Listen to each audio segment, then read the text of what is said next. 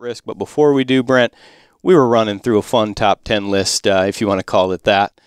And your definition of fun might be different than mine. You left me hanging as to where the United States fell in terms of our percentage of debt to GDP in the top 10. Yep, happy to finish that, Mark. And that was correct. A top 10 list of the countries with the highest percentage of debt to GDP.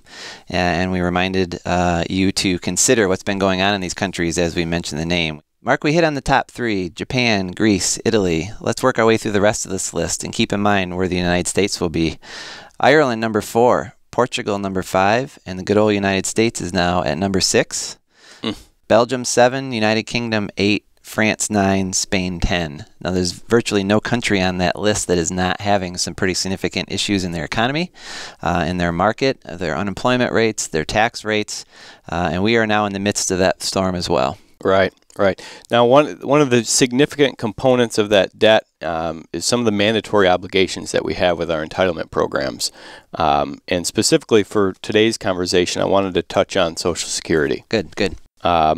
There was some data that came out, and basically the trustees that oversee Social Security had reported that the program's trust fund will be depleted by 2033.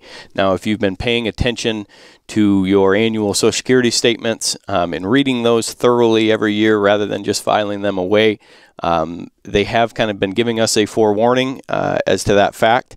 But after 2033, it's suggested that incoming Social Security tax revenue would cover only about 3/4 of the benefits that are scheduled to be paid out through 2086.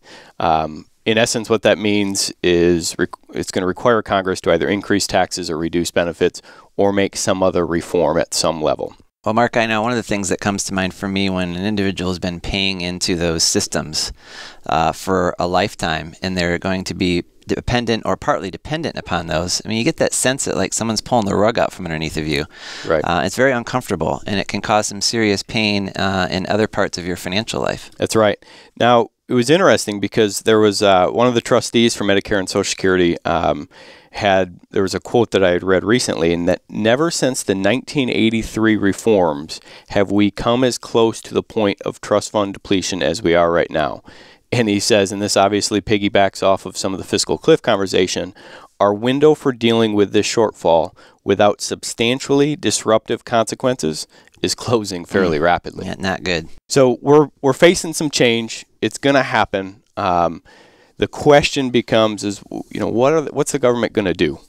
Right. And I think that there are a number of different reforms that have been considered. I'll run through them. I'll preface this with, if you are 60 and over right now, all of the reform proposals that have been considered and looked at are basically going to grandfather you in.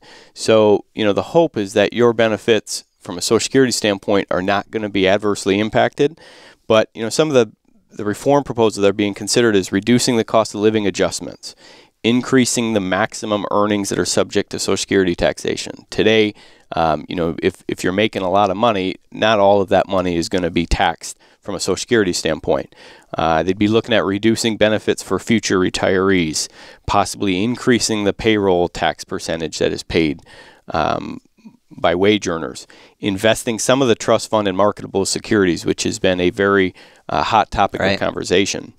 And then the last one that's really been considered is to raise the normal retirement age, which is currently 66 for those that have been born between 1943 and 54, and 67 for those born in 1960 and later.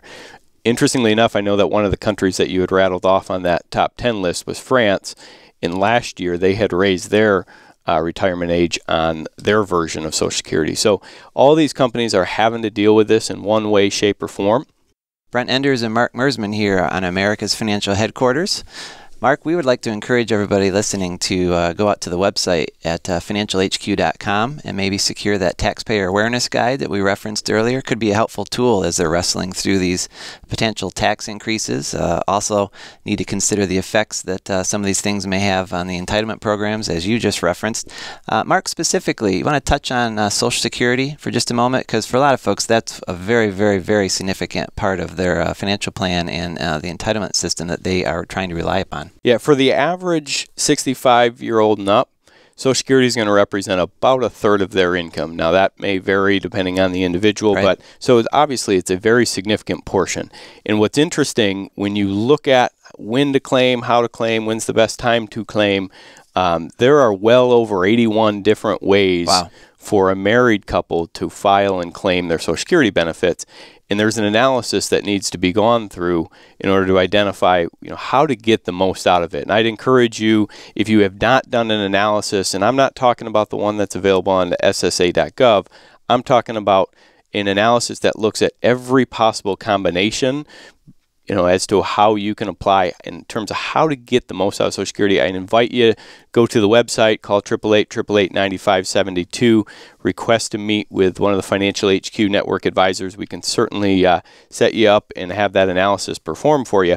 But I wanted to have a fun little history lesson. You're not going to test me, are you? I am. I am. Okay. Part of the challenge to the Social Security system has been the fact that we are living longer. When the system was originally set up, the average life expectancy was around age 65 or so for somebody that was born during those years. That's changed a little bit. And do you know the name of the first person ever to draw Social Security? You're really stretching me, Mark. No, absolutely not. Her name was Ida Mae Fuller. She was the very first person to ever receive a monthly check from Social Security. What's interesting about Ida Mae, she paid in, now pay close attention, a total of $24.75 in payroll taxes over 3 years before she retired. Okay. Ida Mae, on January 31st of 1940, received her first monthly check for $22.54. She almost recouped everything on the first check, eh? Here's the best part. Ida Mae lived to age 100, receiving a total of $22,888 in payments. She put in $24.